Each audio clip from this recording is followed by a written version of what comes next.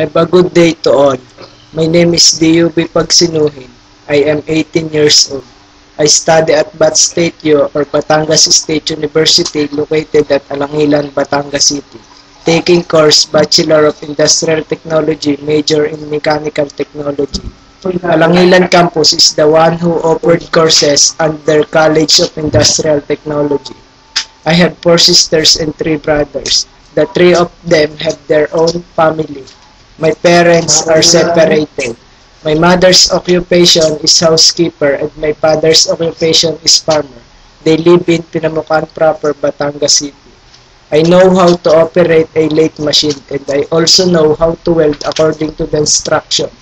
I am outstanding from other students because I am hardworking, kind, industrious, honest, and especially I have faith in God.